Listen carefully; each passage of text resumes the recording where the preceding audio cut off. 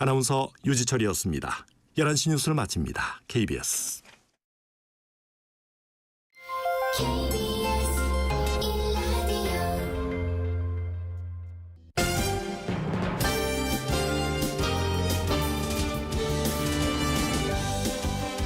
KBS 1라디오 신성원의 오늘 세계는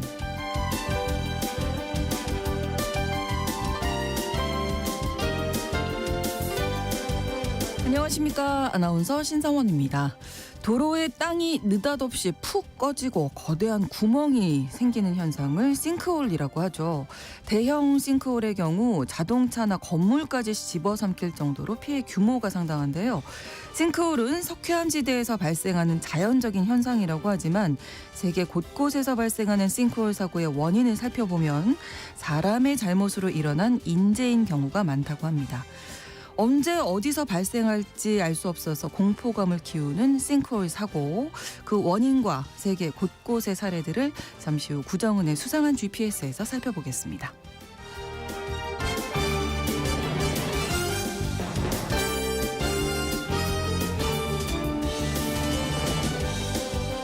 오늘 주목할 국제사회 뉴스 헤드라인 뉴스와 키워드로 정리해드립니다.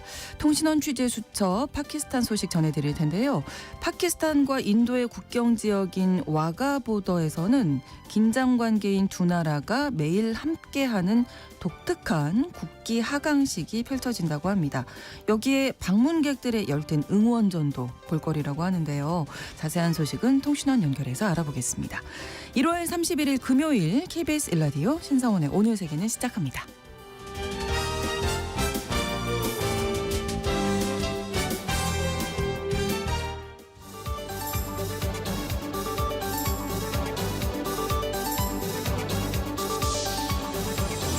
오늘 세계는 헤드라인 뉴스.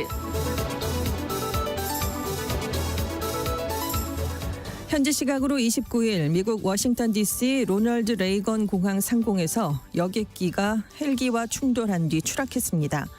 소방당국은 두 항공기에 탑승했던 67명 전원이 사망한 것으로 보인다고 밝혔는데요. 추락한 여객기엔 한국계 피겨스케이팅 선수 2명이 포함된 것으로 알려졌습니다.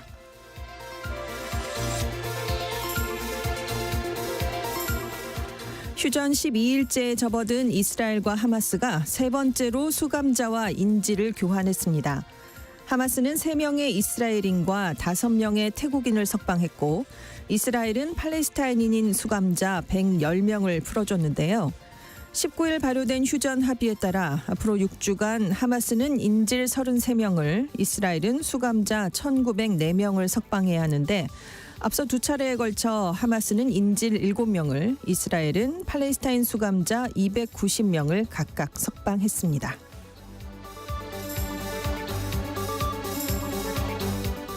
트럼프 미국 대통령이 미국 본토에서 체포된 불법 체류자들을 쿠바 관타나모에 수용하는 방안을 발표했습니다.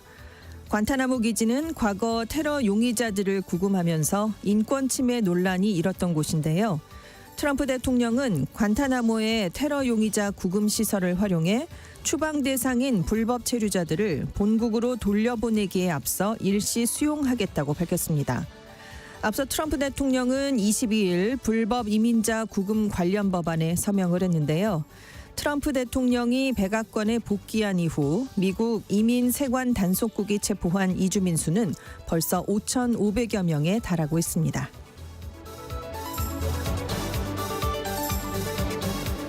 호세 라울 물리노 파나마 대통령이 파나마 운하의 통제권은 미국 정부와의 협상 의제가 아니라고 밝혔습니다. 마코 루비오 미국 국무장관의 첫 번째 순방지 중 한 곳으로 파나마가 거론된 가운데 물리노 대통령은 루비오 장관과의 대화에서 파나마 운하 통제권을 의제로 삼을 일은 없을 것이라고 강조했습니다. 이어서 중국이 파나마 운하를 운영하고 있다는 취지의 트럼프 미국 대통령의 발언에 대해서도 사실이 아니라고 반박했습니다.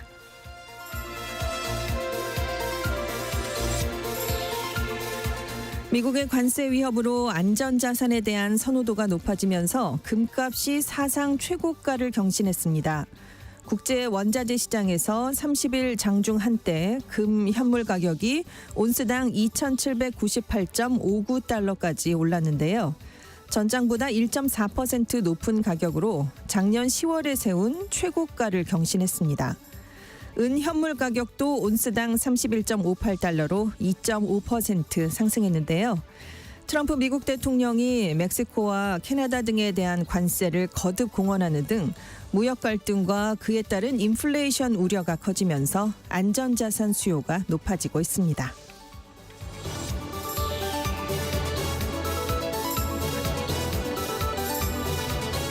오늘의 헤드라인 뉴스 외신캐스터 전주현 씨가 전해주셨습니다. 이번에는 키워드로 정리한 국제사회 뉴스를 살펴보겠습니다.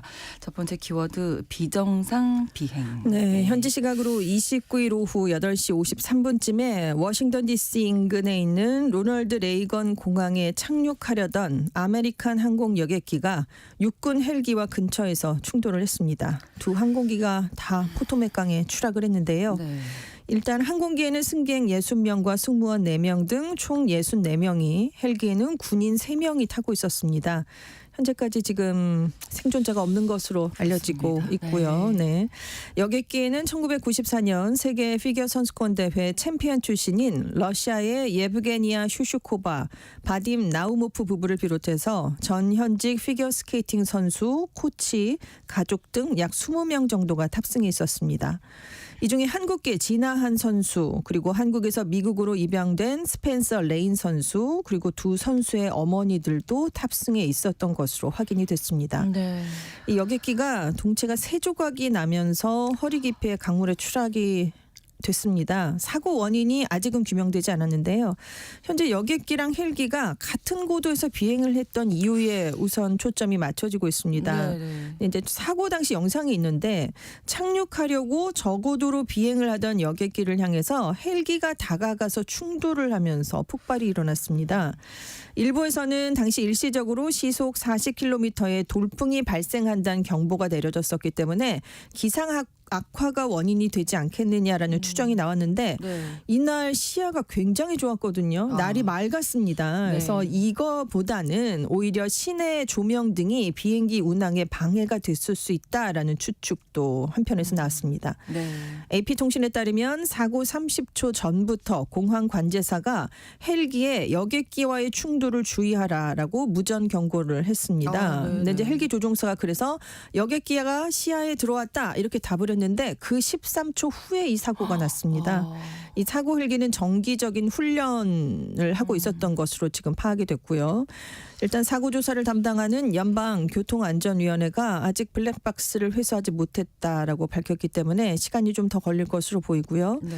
이번 사고가 2001년에 아메리칸 항공 여객기가 이륙 직후에 인근 주택가로 추락해서 260명 전원이 사망한 이후 미국에서 24년 만에 인명피해가 가장 큰 항공기 사고로 기록됐습니다. 네. 키워드를 비정상 비행이라고 정하셨잖아요. 네. 어떤 점이 정상적이지 그러니까 않은 걸로 얘기되고 있습니까? 이 레이건 공항 근처에서 사고가 났거든요. 네. 근데 레이건 공항이 어떤 곳이냐면 백악관 연방의회에서 남쪽으로 4.8km밖에 그러니까 굉장히 가까운 가깝네요. 곳입니다. 네. 동쪽으로는 포토맥 강을 끼고 있는 그런 자리거든요. 네. 그래서 착륙을 할 때 강을 따라서 접근을 해야 되는데 그러네요. 주변에 정부 군사 시설이 다 밀집해 있으니까 비행 통제 구역이 많습니다. 그래서 미국에서 가장 복잡한 항공로 중에 하나로 꼽혀와서 네. 평소에도 헬기 비행이 자주 이루어지는 지역이었거든요.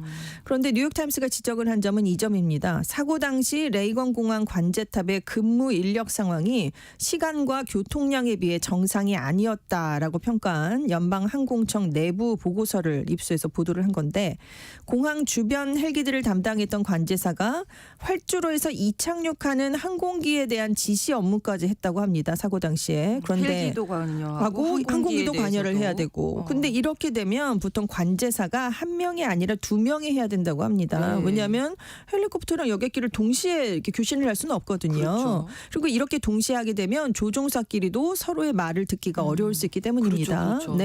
예. 그런데 레이건 공항 관제탑이 2023년 9월 기준으로 관제사가 19명에 불과했다고 합니다. 그래서 계속해서 연방항공청과 관제사 노조가 30명은 필요하다라고 요구를 했었다고 합니다. 네. 근데 예산도 부족하고 직원들이 이직하는 율이 높아서 이 공항의 많은 관제사들이 최근에 일주일에 최대 6일 하루에 10시간이나 근무했던 것으로 알려졌습니다. 그래서 지금 이 점이 비정상적이었다. 그러니까 두 명이 근무를 하는 게 정상인데 네, 한 네, 명뿐이었으니까 이런 비정상적인 상황에서 사고가 발생했다라는 지적이 나오고 있습니다. 인력이 부족했던 건데 네. 이런 비정상은 꼭 이렇게 사고를 그렇습니다. 너무나 안타까운 사고를 네, 이어져서 그렇습니다. 마음이 안 좋습니다. 예, 다음 키워드인데요. 폭풍 전야네요. 지금 마음을 졸이고 있는 국가가 두 군데가 있는데요. 멕시코와 캐나다입니다. 왜냐하면 트럼프 관세. 미국 예. 대통령이 2월 1일자로 멕시코와 캐나다에 25% 관세를 부과하겠다라고 했었는데 네. 정말일까 했는데 또다시 확인을 해줬기 때문입니다. 현지 시각으로 30일에 캐나다와 멕시코 관세가 정말 2월 1일에 시작됩니까? 라고 기자들이 물었더니요. 1일에 한다 이렇게 답을 했거든요. 트럼프 대통령이 이 두 국가가 미국으로 유입되는 마약 밀매, 불법 입국 차단에 충분하게 협력을 할 때까지 25% 관세를 부과한다.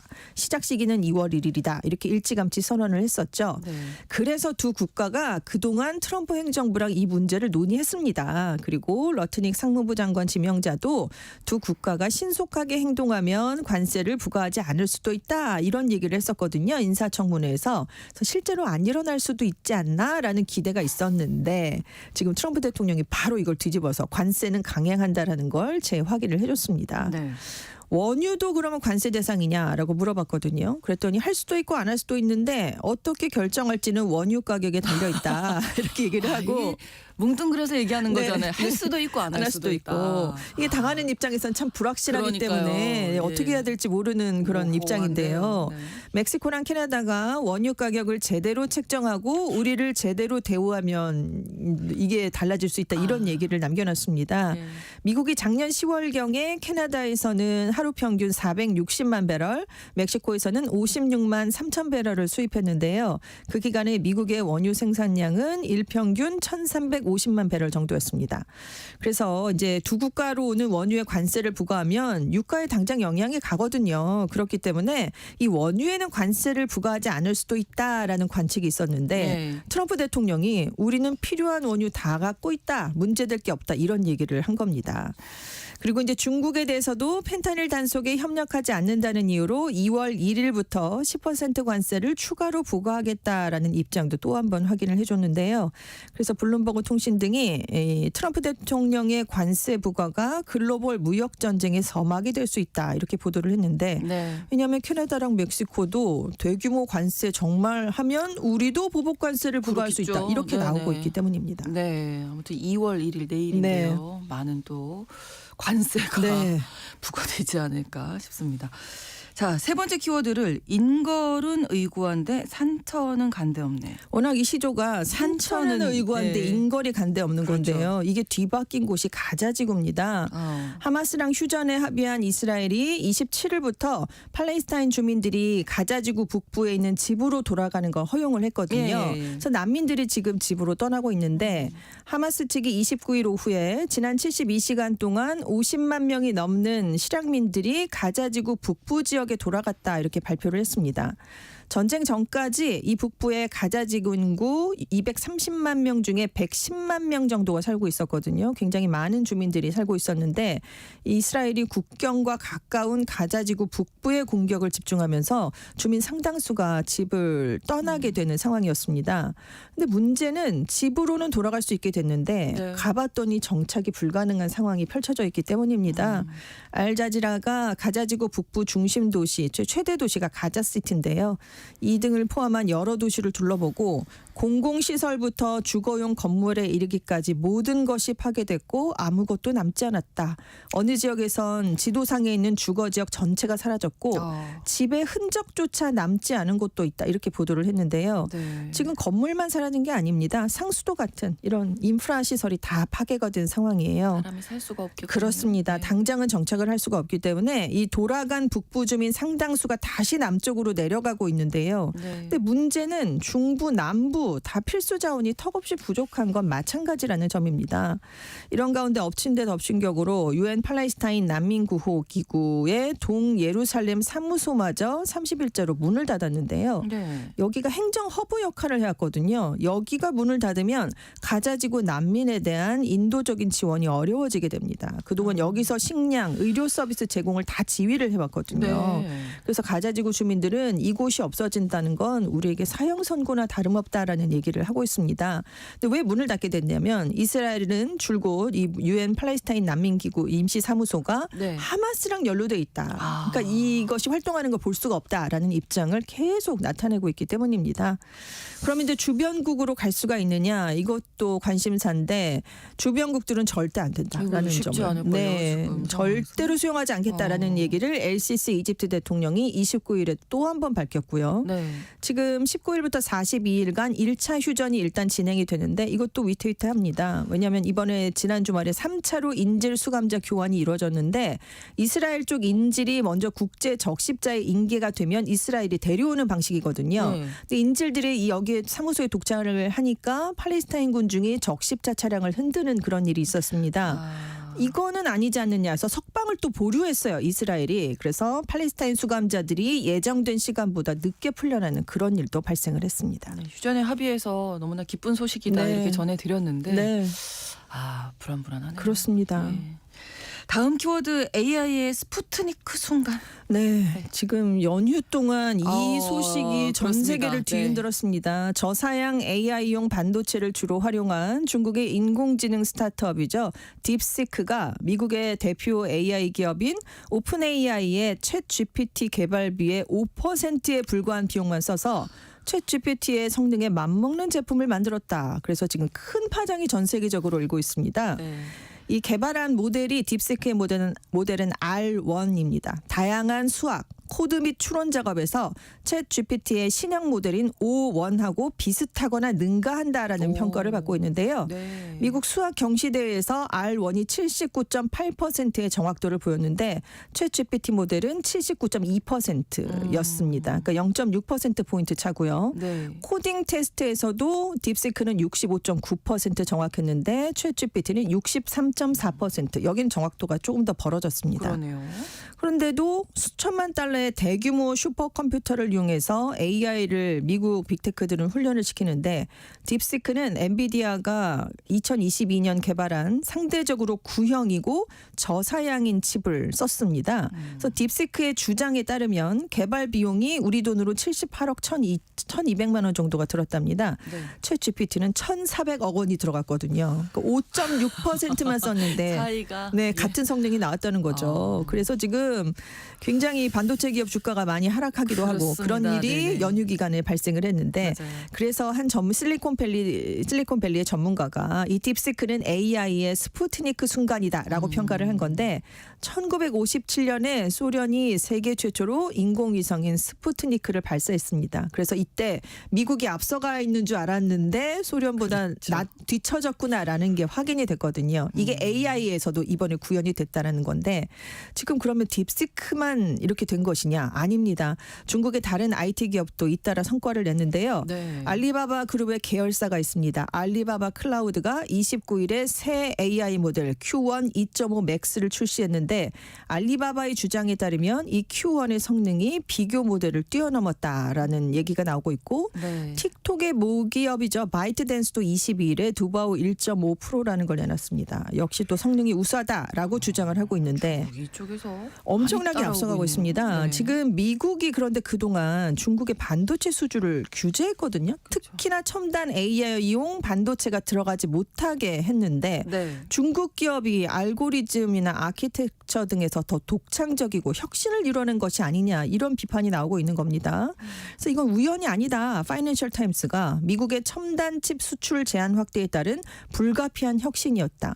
그러니까 구해올 수가 없으니까 궁여지책으로 그렇죠. 혁신으로 뛰어넘었다라는 얘기죠. 오히려 네. 이렇게 막아놓으니까 그렇게 됐다 이렇게 얘기를 한 건데 문제는 중국 기술 기업은 오픈 소스라는 점입니다. 왜냐하면 미국 쪽 AI 기업들은 이게 악용될 우려를 들면서 기술을 공유하는 데 소극적이거든요. 그렇죠. 근데 중국 기업들은 적극적으로 개발한 걸 공개하고 있기 때문에 이런 차이가 중국을 AI 연구 및 개발의 중심으로 만들었다라는 지적도 나오고 있습니다. 네. 다만 지금 미국 쪽에서는 딥시크가 이거 미국 기술을 도용한 게 아니냐 이런 의혹을 제기하고 있거든요. 그러니까 이 점이 양국 간의 또 다른 무역 분쟁 소지가 될 가능성도 있고 고사양 AI만 막았더니 이런 결과가 나왔기 때문에 미국이 앞으로 저사양 AI용 반도체의 중국 수출도 금지하지 않겠느냐 이런 전망이 나오고 있습니다. 예. 엄청납니다. 여러 생각이 나는데 네. 앞으로 미중 관계가 또 어떻게 될지부터 그렇죠. 해서 네. 예, 중국이 아무튼 네. 뭐 환경이 좋지 않으니까 네. AI 기술 이렇게 발전시켰다. 그렇습니다. 어쨌든 그거는 뭐 네. 나온 사실이고요. 자, 다음 키워드입니다. 웬만해선 그들을 막을 수 없다. 바이러스인데요. 아프리카 아이고. 우간다 수도 캄발라의 한 국립병원에서 일하던 32세 간호사가 에볼라 바이러스에 감염돼 숨졌습니다. 우간다가 에볼라 종식을 선언한 지 2년 만인데요. 네. 5가지 에볼라 종류 중에 수단형에 걸렸던 것으로 확인이 됐습니다.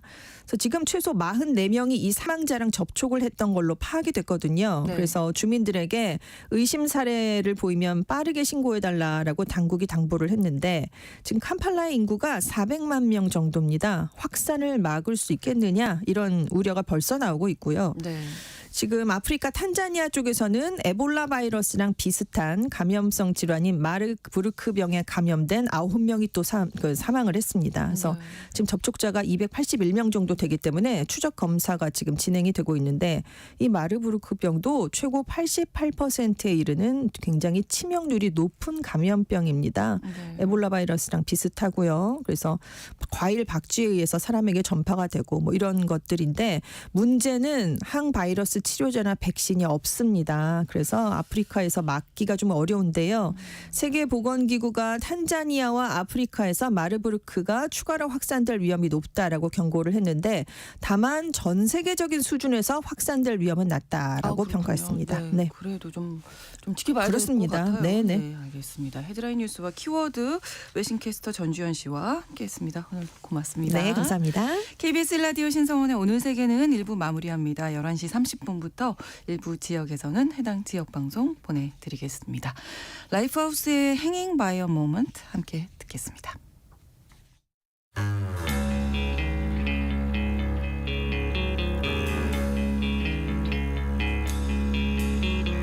Desperate for changing, starving for truth. I'm closer to where I started. I'm chasing after you.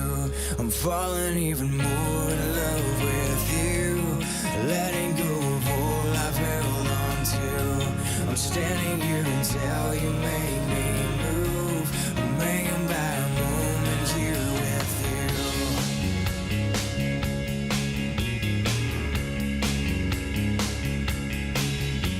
Forgetting all I'm lacking, completely incomplete.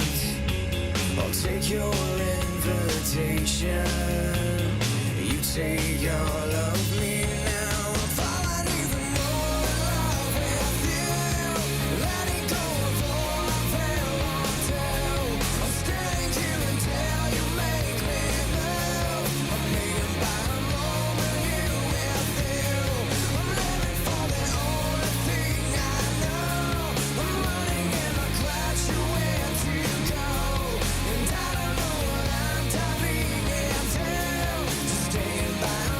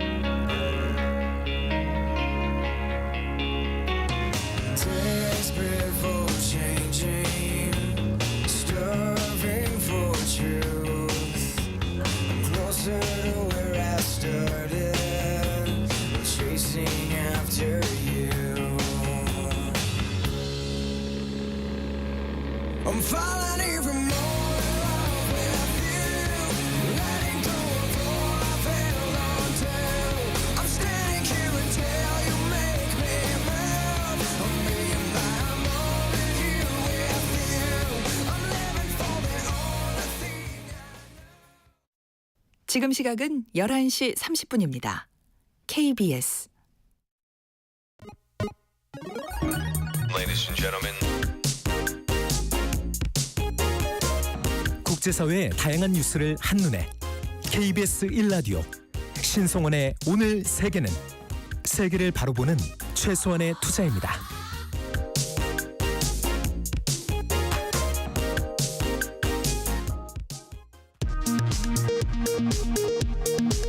이 시각 라디오 정보센터 뉴스입니다. 최상목 대통령 권한대행이 오늘 오후 국무회의를 열고 야당 주도로 국회를 통과한 두 번째 내란 혐의 특검법의 거부권을 행사할지를 결정할 전망입니다. 이번 특검법은 다음 달 2일까지 공포 또는 거부 여부를 결정해야 합니다. 국민의힘 권영세 비대위원장이 민주당이 특검을 계속 주장하는 건 조기 대선을 위한 내란 특검쇼를 하기 위해서라고 비판했습니다.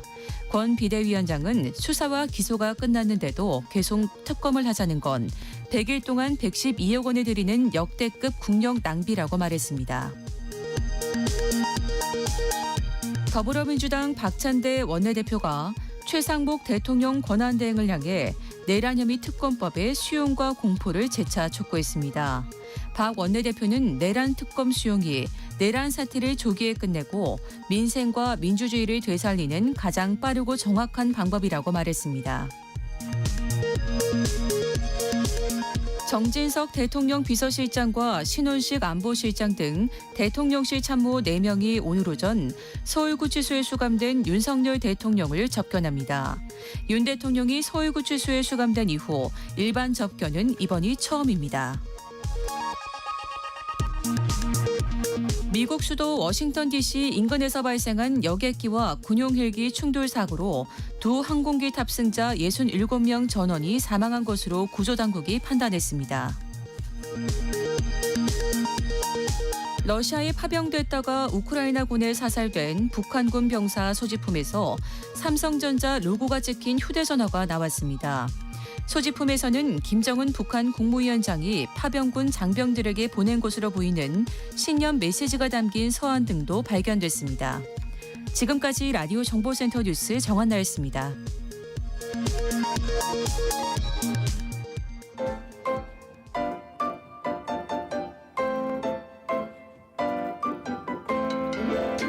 통신원 취재 수첩.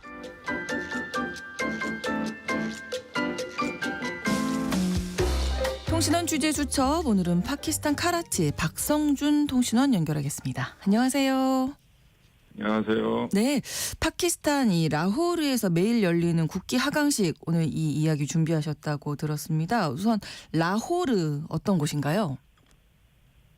네, 매일 국기 하강식이 열리는 라호르는 파키스탄 중부 인도 근처에 위치한 도시로 파키스탄에서 두 번째로 큰 도시입니다. 네. 인도 국경까지 차로는 1시간 안에 갈 수 있는 거리에 있는 도시이고요. 역사와 문화의 중심지로 도시 곳곳에서 오래전부터 보존해온 유서 깊은 건축물을 쉽게 찾아볼 수 있는 곳입니다. 이곳 라호르를 방문하면 여행자들은 꼭 가고 싶어하는 곳이 바로 와가보드라는 인도와 국경이 있는 지역인데요. 매일 일몰 시간에 치러지는 국기 하강식으로 유명하기 때문입니다. 인도와 파키스탄의 건장한 군인들이 벌이는 이 국기 하강식 행사는 양국의 국경을 두고 인도 쪽 방청객과 파키스탄 방청객이 수천 명씩 모이는 것으로 유명합니다. 네, 양국 군인이 또 진행을 한다고 하니까 왠지 좀 긴장감이 높아지지 않을까 이런 생각도 드는데 분위기는 전체적으로 어떻습니까? 네, 국경에는 파키스탄 쪽 문과 인도 쪽 문 딱 두 개만 있습니다. 네. 행사를 마치고 전에는 뒤쪽 국경선에 그려놓은 바로 앞까지 갈 수 있었지만 지금은 가지 못하게 합니다. 한 걸음만 걸으면 바로 인도 국경을 넘어갈 수 있을 정도로 국경선을 그어놓은 선이 가까이 있는 것을 볼 수 있었습니다. 네. 마치 한국의 판문점 같은 곳이라고 생각하면 상상하기 쉬울 것 같습니다. 하지만 판문점과 분위기는 완전 다릅니다. 네. 양국의 국경에 모이던 사람들이 방청객처럼 국기 하강식을 관람하고 스포츠 경기를 보는 것처럼 응원전도 펼칩니다. 오. 일몰 시간에 맞춰서 약 30분 정도 진행되는데 네. 파키스탄 방청객에서 반대편 인도 쪽에 앉아있는 방청객들이 보이고요. 서로 국가를 향한 응원전을 하다 보면 파키스탄과 인도 국경의 양쪽 사람들의 애국심이 물씬 느껴질 정도입니다. 네. 저도 와가보도 국기 하강식에 다녀봤는데요. 네네. 현장에서 함께 응원전을 펼치다 보면 여행자인데도 불구하고 파키스탄의 문화와 또 정신 속에 빠져들어가는 느낌을 받곤 합니다. 네. 응원을 한다 그러니까 뭐 양국의 뭐 응원 구호 같은 것도 있을 것 같은데요. 네, 파키스탄은 이슬람 국가에서 알라는 위대하다라는 알라 아크바르를 외치고 네. 또 파키스탄 만세라는 뜻의 파키스탄 진다바드라고도 외칩니다. 인도 쪽도 힌두스탄 진다바드라고 인도 만세라는 뜻이고요. 네. 이런 외침이 한동안 이어집니다. 어느 쪽이 더 길게 소리를 외치는지, 어느 나라의 군인들이 발을 더 높게 올리는지, 네. 그리고 어느 쪽이 국기를 빨리 내리고 또 어느 쪽이 국기를 빨리 접는지 등의 이런 동작 하나하나에 양국 국경에 찾아온 사람들은 흥분하고 소리를 지릅니다. 네. 또 파키스탄 쪽에서 유명한 사람이 한 분 있습니다. 파키스탄 국기를 들고 응원하는 할아버지 한 분이 있었는데요. 네네. 국가로부터 훈장까지 받았습니다. 어. 이분은 평생 이곳에서 응원하는 일을 했습니다. 그리고 그분은 지금 돌아가시고 그의 제자가 이 일을 이어서 하고 있습니다. 얼마나 이 국가를 사랑했는지를 또 알 수가 있네요. 근데 파키스탄과 인도가 사실은 사이가 좋지 않은 걸로 알고 있는데 국경에서 뭐 어떻게 보면 축제 같은 이런 행사를 매일 한다고 하니까 조금 의외다, 신기하다 이런 생각도 드는데요. 네, 인도와 파키스탄의 긴장감을 얘기할 때는 파키스탄 사람들은 한국과 일본 얘기를 하곤 합니다. 네. 그거와 비슷하다는 것입니다. 운동 경기를 해도 절대로 지면 안 되는 관계. 그렇죠. 그리고 때로는 긴장과 충돌이 있는 관계라고 합니다. 이전에 크리켓 국제 경기에서 네. 파키스탄과 인도가 경기를 하면 인도 총리가 네. 지면 돌아오지 말라라는 등의 발언을 했었습니다. 네. 그만큼 인도와 파키스탄은 강력한 라이벌 관계입니다. 네. 그래서 와가보도 방문자 중에 이곳에 처음 온 분들은 파키스탄과 인도의 국기 하강식이 양국의 긴장 관계를 표현하는 것이다라고 생각하는 분들이 많습니다. 하지만 알고 보면 실제는 그렇지 않습니다. 네. 인도와 파키스탄의 다양한 정치적 긴장이나 군사적 충돌이 빚어지기도 하지만 그런 긴장 관계에서 비해서 이곳은 오히려 축제 현장이라고 착각할 정도로 양국의 긴장 관계가 완화되는 곳이라고 볼 수 있습니다. 나중에 한 사실이지만 이렇게 국기 하강식을 경쟁하는 파키스탄과 인도의 군인들이 낮 시간에는 이 시간을 위해서 연습을 같이 한다고 합니다.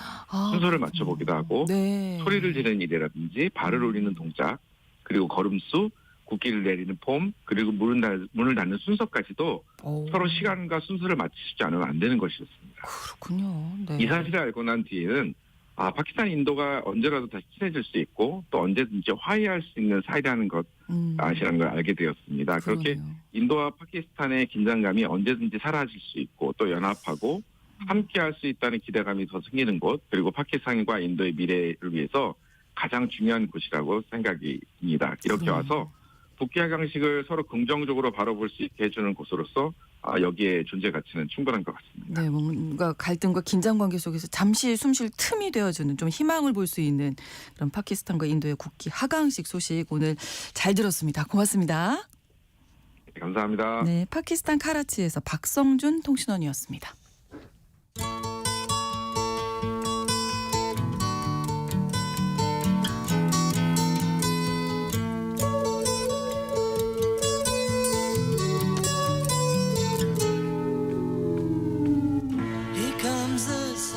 넓은 지구촌의 한 지역 장소를 중심으로 우리가 주목할 이야기 전해드리는 시간입니다. 글로벌 이슈 구정은의 수상한 GPS. 오늘도 구정은 국제전문기자와 함께하겠습니다. 어서 오세요. 안녕하세요. 자, 연휴 잘 보내셨죠? 네, 잘 오늘- 보내셨어요? 네, 그렇습니다.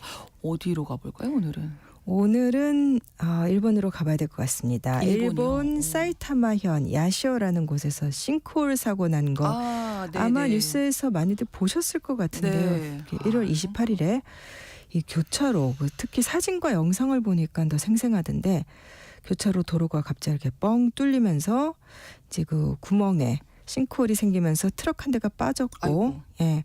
그리고 30일 오전에 주변에 있던 도로가 다시 또 함몰되면서 구멍이 이제 두 개가 뚫렸다가 30일 오전에 이 두 개가 또 같이 연결이 되면서 그러니까 지름 한 20m까지 이렇게 거대한 구멍이 돼버렸습니다. 네.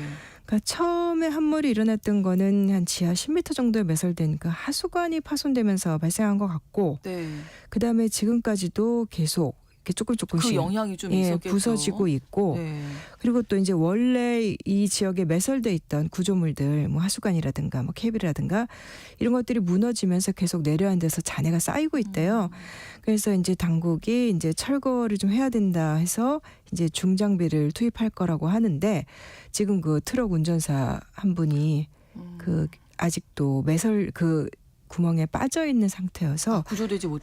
예, 지금 구조가 되지 못했습니다. 네. 그래서 지금 중장비를 투입할 계획이라고 하는데 네네. 이 트럭을 운전하고 있던 74세 남성이에요. 나이가 좀 있으신 분이에요. 네. 지금 벌써 며칠이 지나갔잖아요. 굉장히 걱정스러운데 그러니까 그 2차, 3차 계속해서 붕괴가 있을까 봐 본격적인 수색 작업을 사실 아직 못했어요. 그렇겠네요. 예, 그래서 계속해서 뭐 영상 장비 넣어가지고 안에 예. 상황 파악하고 이런 것만 하다가 네.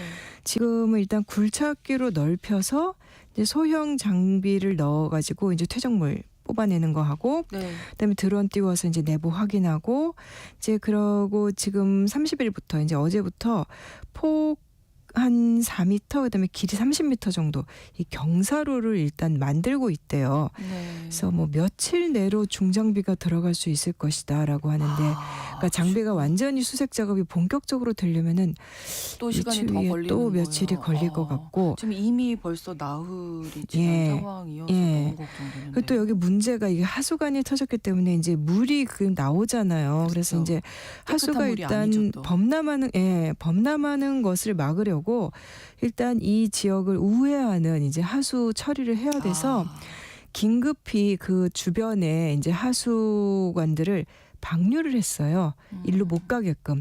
방류를 해서 그건 일단 염소를 주입해서 일단 소독한 다음에 일단 상수원과 관련이 없는 곳에 네. 방류를 했고 그래서 지금 이 사이타마 현 정부가 주변 이 사고 현장 주변의 지자체 주민들 보니까 120만 명 정도 물 사용 좀 줄여달라 네. 이렇게 긴급 호소를 했었고 그리고 금방 복구가 되고는 됐고 또 혹은 되고 있지만 뭐 도로 밑에 매설됐던 통신 케이블이 끊겨서 뭐 일부 뭐 유선 무선 통신 장애도 있었다고 합니다.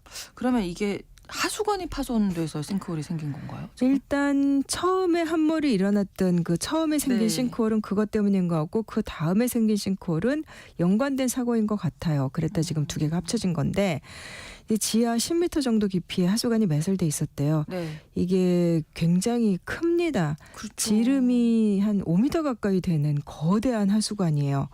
근데 이게 철근 콘크리트로 만들어진 하수관인데 네. 1983년부터 이제 이 쓰이기 시작했대요. 근데 오래됐네요. 뭐 40몇 년 됐는데 보통 수명이 한 50년 정도라고 하니까 노후한 거는 맞아요.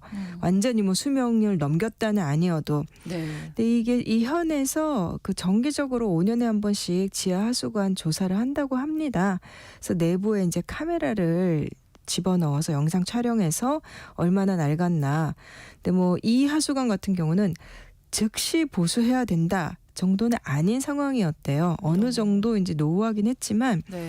그 정도로 부식되지는 않은 것으로 파악이 됐었는데 이번에 사고가 난 거고, 났으니까. 예, 그렇죠. 그러니까 정확한 원인인데 물론 아직 더 조사를 해봐야 됩니다. 네. 어쨌든 도시 인프라가 노후화되면 이렇게 싱크홀 사고가 점점 더 많이 발생하게 되지 않을까. 예, 뭐 이런 특히 걱정도 일본도 되고요. 그렇고 이제 우리도 이거 계속 신경 맞아요. 쓰이는 부분인데. 네네.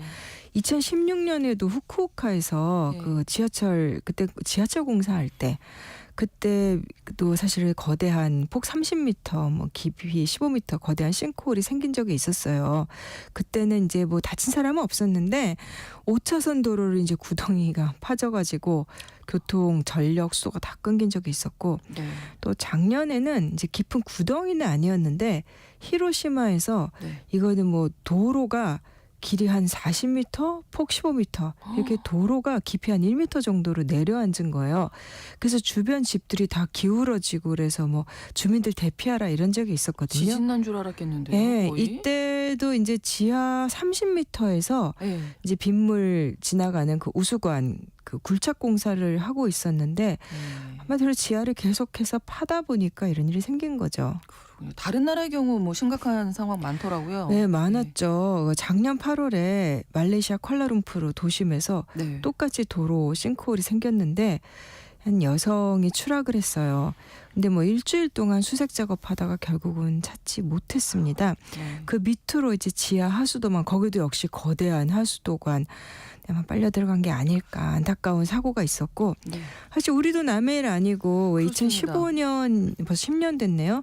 근데 서울 용산역 주변 도로에서 이렇게 땅 꺼짐, 싱크홀 생겨서 이제 행인 2명 추락한 사고 있었고, 네. 작년 8월에도 서울 연희동에 대형 싱크홀 생겨서 보니까 작년에 기사를 찾아보니까 이제 국회에서도 대책 논의 많았고 뭐 조사 통계도 많았는데, 이런 뭐 거대한 거는 아니어도 조금씩 이렇게 싱크홀들 이제 한 깊이 한 30cm 뭐 이렇게 생기는 네, 거는 네. 거의 뭐 서울 시내에서 연간 1000건 이상 보고되는데, 근데 우리가 보통 그거는 도로가 파졌다, 아스팔트 네. 파였다 정도를 하고 넘어가는 것들인데, 예. 그렇지만 우리도 이제 서울도 개발한 지 오래돼서 노후 수도관 같은 거 많으니까 이제 우려가 계속 커지고 있습니다. 네. 뭐 다양한 원인이 있겠습니다만 싱크홀 기본적으로 왜 생기는 건가요? 사실 싱크홀은 지표면이 꺼져서 구멍이 밑으로 이렇게 뚫린 거는 그렇죠. 다 싱크홀이라고 하죠. 네. 근데 보통 자연적으로 이제 지하수가 네. 석회암 지대에서는 이 석회암 사이를 이렇게 지하수가 파고들어서 흐르면서 네. 암석을 녹이고 빈 공간이 생기고 이렇게 구멍들이 지하에 많이 생긴대요. 근데 그 위에 지면이 무너지면서 생기는 경우가 많은데, 네. 아마 지리 시간에도 배우셨을 것 같은데 카르스트 지형이라고 아, 불리는 거. 예. 너무나 오랜만에 예. 듣는. 석회암이 이렇게 파고 들어가는 그런 거라고 생각하시면 돼요. 이제 네. 예를 들면 뭐 스페인 북부라든가 네, 네. 뭐 이탈리아 사르디니아라든가, 그다음에 동남아 라오스에 있는 카모안 산지, 중국 스촨성, 뭐 발칸반도 이런 데들 카르스트 지형이 워낙 많아요. 뭐 러시아는 전체 육지 면적의 뭐 3분의 1이 카르스트 지형이라고 하더라고요. 네. 그러니까 뭐 자연적으로 생긴 싱크홀 같은 경우는 관광지가 된 경우도. 예, 그런 경우도 예, 많아요. 예를 많습니다. 들면은 중미에 벨리즈라는 작은 나라가 있는데, 네. 거기는 해저가 그렇게 꺼지면서 바다 밑에 동굴이 있어서 거기만 물이 파란색이에요. 저 사진으로만 봤는데, 그래서 그레이터 블루 홀이라고 해서 유명한 관광지고, 뭐 뉴질랜드 석회암 지대에는 거의 원주민들이 원래 토모라고 불렀던 구멍들이 있대요. 그리고 중동의 오만에는 이 꺼진 땅 속에 이제 물이 개어서 거기도 네. 또 비마흐 싱크홀이어서 굉장히 명소가 되고, 뭐 중국 충칭 주변에도 그런 것들이 있고, 뭐 미국 켄터키주에도 뭐 있고, 이런 것도 좀 뭐 시더 싱크홀 이런 유명한 것들도 있어요. 그렇군요. 뭐 자연 현상으로 생긴 싱크홀은 오히려 아름다움을 줄 수도 예. 있지만, 사실 이런 도심에서 발생한 싱크홀 같은 경우에는 이건 인재죠. 그렇죠. 사람이 뭔가를 예, 작업을 사람이 했기 파서. 때문에 예. 생기는 거죠. 그러니까 이게 지하수가 그렇게 자연적으로 그 지형 속에 있는 그 석회암을 뚫고 다녔다, 뭐 이런 것이 사람 살고 있는 곳이 아니라면 문제가 안 되죠. 그렇죠. 근데 그런 게 이제 자연적인 싱크홀이고, 이제 그 인공적으로 지하에 거대한 이렇게 하수관을 파놨는데, 하수관이 무너지면 빈 공간이 생기는 집안도 거죠. 무너지고 예. 이렇게 그리고 되는 케이블이 못 늘어가고 지하 터널을 파놨는데, 그렇죠. 그 위에 흙이 압력을 못 이겨서 붕괴된다. 예. 이제 이런 것들이 인재에 해당되는 싱크홀 사고들이죠. 그러니까 뭐 예를 들면은 그 2014년에 그 러시아가 점령한 그 크림반도 심페로폴이라는 도시가 있는데, 거기 이제 그렇게 길 가운데 거대한 구멍이 생겨갖고 그때 6명이나 추락사 있었어요. 근데 그때 보면은 땅 밑에 전기선과 수도관들이 엄청 많이 매설돼 있는데, 그 관들 들어가 있는 터널이 무너지면서 이렇게 된 거고, 또 그 비슷한 시기에 이제 러시아의 그 우랄 산맥에 광산에서 그것도 파들어갔으니까 또 대형 땅꺼짐 때문에 이렇게 거대하게 이제 구멍 생기고, 이런 광산 지역에 땅 꺼지는 거는 규모가 어마어마하더라고요. 그다음에 이제 또 같은 해 또 2014년 말에는 뭐 태국의 푸켓 관광지죠. 예. 거기서도 또 픽업 트럭이 뭐 싱크홀에 빠진 적도 있었고요. 네. 그러면 비가 많이 와서 예. 싱크홀 이렇게 집안이 약해지니까 그런 경우도 있습니다. 있겠죠. 실제로 있어요. 네. 그러니까 2007년, 2010년 두 번 다 그 중미의 과테말라, 수도인 과테말라 시티에서 거대 싱크홀이 생겼는데, 네. 그러니까 이때는 하수관이 무너졌는데 그거에 영향을 준 게 이제 그 집중호우, 열대성 폭풍, 태풍 같은 거 오고, 근데 이게 두 개가 겹쳐 있어요. 두 번이나 일어났다는 건 인재라고 봐야겠죠. 대책이 그렇죠. 미흡했다고. 네. 그러니까 열대성 폭풍 때문에 집중호우가 내리고 물이 이렇게 쏠리고, 네. 근데 배수 시스템이 그거를 감당을 못하고, 거죠. 예. 네. 그러면서 이제 그때 뭐 너비 20m에 깊이가 30m, 거의 건물 10층 깊이죠. 와. 그래서 2010년 그때 사고 때는 네. 3층 건물하고 집 한 채를 집어삼켰는데 와. 그러니까 미리미리 이런 거는 대비를 하고 최소한 대피라도 할 수 있었으면은 그렇죠. 훨씬 사고가 좀 줄었었겠죠. 네. 아무래도 뭐 도시를 개발한다든지 공사가 많은 나라에서 좀 많이 발생을 많이 발생하죠. 하지 않을까 싶은데 예. 그러다 이제 중국 생각을 하게 중국도 되거든요. 몇 번 사고가 있었어요. 있었죠. 그러니까 대표적인 게 2013년에 그 광저우 그 대도시에서 이제 그때는 네. 지하철 공사 중에 싱크홀이 생겼고 이제 무너진 거죠. 그냥 그 지면이. 그 같은 해 그 남부도시 선전에서도 산업단지에 싱크홀 생겨서 그때 5명이 숨졌고 네. 많습니다. 중국 사고가. 2018년에 남서우 다저우라는 곳에서 또 4명이 숨지고 2019년에 시안 여기도 뭐 유서 깊은 참 네. 한국인들도 많이 가는 도시인데 그렇죠. 그때는 폭 10m 싱크홀에 버스가 빠져가지고 6명 최소 6명이 목숨을 잃었습니다. 그다음에 2020년에도 그 칭하이성의 성도인 시닝이라는 곳에 병원 앞에 갑자기 거대한 싱크홀이 생기면서 버스와 보행자들 그때 사상자가 좀 많았습니다. 네. 개발을 많이 하다 보니까 예. 일어나고 미국도 예, 많죠. 근데 미국 정말 이 싱크홀 사고가 많습니다. 제일 유명했던 게 오래전이에요. 1980년에 네, 네. 플로리다주 윈터파크라는 곳에 폭 110m 폭이 폭이 110m. 예, 깊이 30m의 싱크홀이 생겨갖고 집하고 자동차들 집어삼켰었고 근데 이 플로리다 일대 여기 있는 석회암 지대예요. 카르스트 지형입니다. 네. 그런데 지하수를 많이 뽑았어서 생긴 일로 그때 분석이 됐었고 그래서 플로리다에서 2012년에도 뭐 집에서 잠자던 남성이 집 밑에 갑자기 땅이 무너지면서 집이 빠지면서 이제 사고로 숨지는 그리고 뭐 2011년에는 유타주 여기 원래 건조한 지역인데 네, 솔트레이크 시티에서 폭우가 온 다음에 고속도로가 내려앉아서 뭐 승용차들 빠지고 추돌 사고 일어나고 2013년에는 시카고 도로 복판에 이거는 저도 사진으로 예전에 찾아봤었는데 네. 초대형 싱크홀이 이렇게 원형으로 딱 생겨가지고 자동차들 빠지고 근데 미국의 특히 농업지대들 이 농업용수로 지하수를 워낙 많이 끌어다 써요. 지하수보다 더 밑에 있는 지하수의 더 수원격인 대수층이라고 불리는 층이 있어요. 예. 대수층은 한마디로 지하의 깊은 곳에 거대한 강이 있는 거예요. 그럼 거기서 이제 지하수가 지표면에 가까운 것들을 보통 사람들이 뽑아서 쓰죠. 그렇죠. 근데 미국은 지금 농업 용수로 그 대수층까지 다 뽑아내서 쓰고 있어요. 그래요. 예, 가끔 가다 보면은 예전에 뭐 리비아의 그 사막에 네. 대수를 우리도 뭐 그 우리나라 기업도 네, 가서 네, 공사를 네. 했지만 그래도 대수층을 뽑아다 쓰는 거예요. 지표면에 없는 데서는 그러니까 사실은 그게 어떤 효과를 환경적으로 어떤 효과를 가져올지를 잘 모르는 상태에서 하는 건데 그러니까 미국은 그 오갈랄라 대수층이라는 유명한 농업지대 대수층이 있는데 네. 그것까지 판에서 뽑았으면은 그러면 지하수가 흐르던 곳에 어딘가는 비어져 버리겠죠. 그렇죠. 그럼 구멍이 생기는 거죠. 그리고 혹은 구멍이 텅 비지 않더라도 물길의 흐름이 지하에서 바뀌어 버리는 거예요. 그렇죠. 그럼 집안이 약해지고 문제는 우리 눈으로 볼 수 없으니까 그거를 뭐 예상을 할 수가 없는 거죠. 파악을 할 수가 없는 거죠.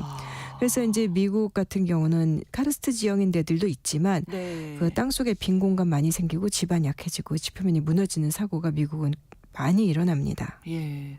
이게 이제 뭐 땅 속에서 일어나는 변화기 예. 때문에 알 수는 없겠지만 그래도 싱크홀 사고를 좀 예방할 수 있는 방법. 그러니까 사실 그 결국 예방한 땅을 안 파는 건데 우리가 지금 개발을 좀 그러기는 자제하고. 힘들고 예. 그러니까 도로에 균열이 생기거나 예를 들면 뭐 그게 조금씩 땅꺼짐이라든가 네, 네. 아니면 그래서 뭐 땅이 조금씩 가라앉는다거나 아니면 저런 경우들이 있대요. 주변 건물들에 갑자기 문이 안 열린다. 일그러진 거예요. 뭔가가 집안에 문제가 흔들림이 생긴 거군요. 있었다. 뭔가가 비틀어졌다라는 건데 그래서 갑자기 뭐 문이 안 열리게 된 집들이 생겼다. 예. 혹은 땅에서 뭔가 갈라지는 소리가 난다. 이런 경우들도 있다고 해요. 그럴 때면은 미리 파악을 해서 뭐 이렇게 대피를 시킬 수도 있겠죠. 네. 하지만 또 사람들이 그렇게 뭔가 아스팔트에 금이 갔네? 싱크홀인가라고 바로 갑자기 또 예, 신고하기도. 그래서 예. 10년 전에 2015년 2월 달에 그때 이제 한국 그 사고 냈을 때랑 비슷한 시기였는데 네. 이탈리아 나폴리 교회 주택가에 그때 깊이가 10m가 넘는 대형 싱크홀이 생겨갖고 난리가 난 적이 있어요. 네. 근데 그때도 지하 수도관이 터지면서 일어난 건데 사고 나기 닷새 전부터 길바닥이 갈라지고 있었대요. 어. 그러던 차에 그러니까 대응을 안 했던 거죠. 네. 길이 갈라지네 하고 있는데 그때 비가 쏟아졌대요. 그러면서 사고가 났고 이제 뭐 다행히 그때는 대피는 해서 인명 피해는 없었는데 네. 왜냐면 그런 이제 관들이 주로 집보다는 도로에 밑에 매설되어 있기 때문에 도로가 꺼지는 일이고 집이 그렇게 통째라는 일은 많지는 않아요. 어쨌든 그때 주민 400명 가까이 대피하고 그랬었는데 네. 이거는 처음에 사고가 났을 때 처음에 균열이 올 때 네. 대책이 조금 미흡했다고 봐야 되죠. 그래도 어쨌든 대피령은 내려졌었고 네. 근데 네. 그런 전조가 없이 갑자기 이렇게 확 무너지는 경우도 네, 많잖아요. 네. 근데 뭐 지하 수위의 변화를 계속 감지를 하면서 수위가 갑자기 지하 수위가 오르락내리락 한다. 그러면 어느 정도 식별할 수 있다. 그렇게 얘기하는 뭐 학자들도 있기는 해요. 네.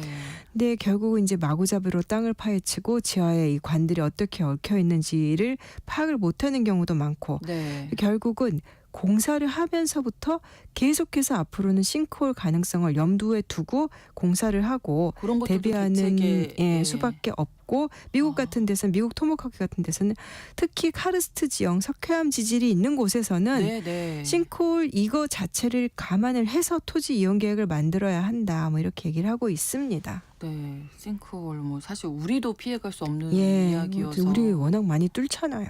맞아요. 여의도에서도 있었던 기억이 나는데 예. 뭐 걱정도 되고 놀랍기도 한데 일단은 사고 예방을 위해서 우리가 무엇을 잘못하고 있는지 좀 예. 돌아보고 예. 근본적인 대책 좀 잘 마련해야 할 것 같습니다. 구정은의 수상한 GPS에서 오늘 카르스트 지형 오랜만에 또 이야기 들어봤고요. 싱크홀에 대한 이야기, 싱크홀의 인재다 이렇게 좀 정리를 해보도록 하겠습니다. 구정은 국제 전문 기자와 함께했습니다. 오늘도 고맙습니다. 감사합니다. KBS 라디오 신성원의 오늘 세계는 오늘 방송 마치겠습니다. 다음 주 월요일 오전 11시 5분에 다시 뵙겠습니다. 고맙습니다.